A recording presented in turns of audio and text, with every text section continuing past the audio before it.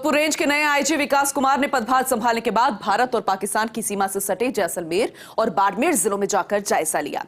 IG विकास कुमार ने विश्वास व्यक्त किया कि सूचना तंत्र को और ज्यादा मजबूत करने के साथ आम जनता में पुलिस का विश्वास और ज्यादा किस तरह से कायम हो सकता है, उसे लेकर पुलिसिंग में सुधार करने के साथ साथ अपराधियों में किस तरह से खौफ पैदा हो सकता है, उसे ध्यान में रखकर पूरे संभाग पर पूरी सक्रियता से ड्यूटी को अंजाम दिया जाएगा। आईजी विकास कुमार से बात की सहयोगी राजीव गौड़ ने।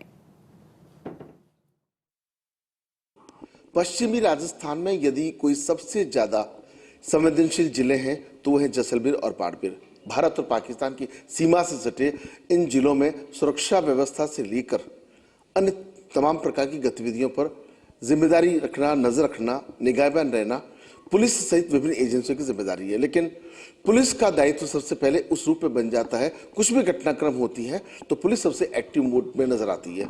नए आईजी के रूप में जिस तरीके से जोधपुर में अभी हाल ही में विकास कुमार ने जब ज्वाइन किया है, भारत पाकिस्तान की सीमा से सटे जैसलमेर बाड़मेर भी जाकर के हैं। इससे पहले कि आपको उनसे रूबरू करवाएं, सहयोगी मोहन सिंह आपको दिखाने चाहेंगे वो नक्शा जहां पर तमाम जो सीमाएं कहां से कहां तक का क्षेत्र लगता है और आने वाले समय में अपराधों की रोकथाम के लिए जो राजस्थान पुलिस के हेडक्वार्टर का संदेश है, अपराधियों में भय और जनता में विश्वास, उस आधार पर कामकाज करना। तो यह नक्शा देखकर अंदाजा लगा लीजिए कि कितनी बड़ी जिम्मेदारी पुलिस की चौकसी को लेकर के होती है।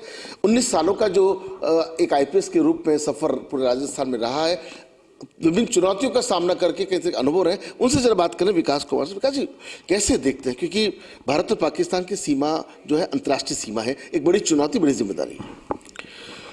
आपकी बात ये बिल्कुल सही है कि चुनौतियां बहुत सारी हैं। अर्थव्यवस्था बदल रही है, सभ्यता बदल रही है, तकनीक बदल रही है, लोगों के रहन सहन का आधार तरीका बदल रहा है। तो उसी हिसाब से हमने अपने पुलिसिंग को भी हम लोगों ने बदलना शुरू किया है और बहुत तीव्र गति से पुलिसिंग के रफ्तार में, पुलिसिंग की दिशा में, पुलिसिंग की दशा में बहुत परिवर्तन लाया जा रहा है। समन्वय, लोगों के साथ संपर्क, आसूचना और पूर्ण पेशेवर तरीके से कार्य, इस आधार पे हम लोगों ने कार्य करना शुरू किया है।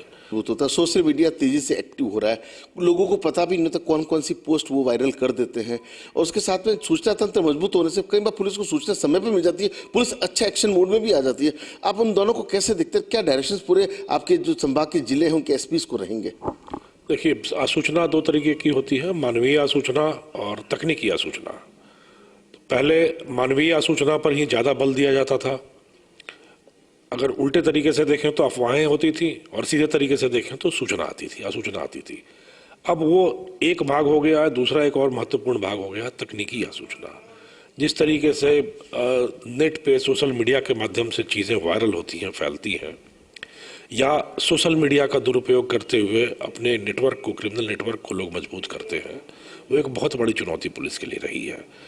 पर पिछले कुछ समय में हम लोगों ने इन चीज़ों को बहुत अच्छे से समझा है। हमारा एडवांटेज ये है कि आज के दिन में तकनीकी रूप से दक्ष, काफ़ी पढ़े लिखे नए नौजवान, ऊर्जावान, जागरूक जवान हमारी पुलिस की बेड़े में शामिल हो रहे हैं।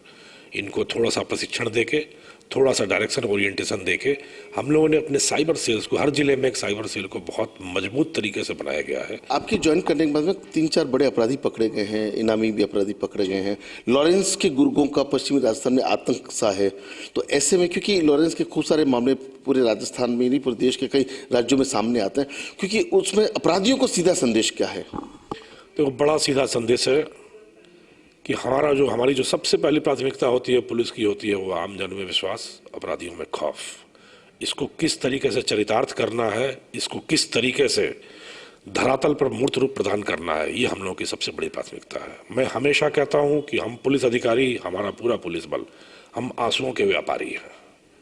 एक कमजोर, असहाय, बेबस, पीड़ित व्यक्ति की आंखों में जो आंसू है उसको कैसे पोंछा जाए, उन आंसुओं को हम पोंछेंगे और उन आंसुओं को, उसका जो सूत्र है, जो सोर्स है, जो अपराधी हैं, जो असामाजिक तत्व हैं, जिनका भय है समाज में, जो समाज में को गलत दिशा में ले जाने की कोशिश करते हैं, उनकी आंखों में वो खौफ के आंसू जाएंगे। यह हमारा ध्येय है, यही हमारा सूत्र है, यही हमारा अलंब है उम्मीद करते हैं आने वाले 2-3 महीनों के अंदर जब रिपोर्ट कार्ड सामने आएगा तब कोई अपराधी सलाखों के पीछे होंगे, तो कोई भागते हुए नजर आएंगे जो आखिरकार पुलिस के हत्थे चढ़ेंगे ही चढ़ेंगे। शोभन सिंह गहलोत के साथ Rajiv Gaur, first India news, Jodhpur.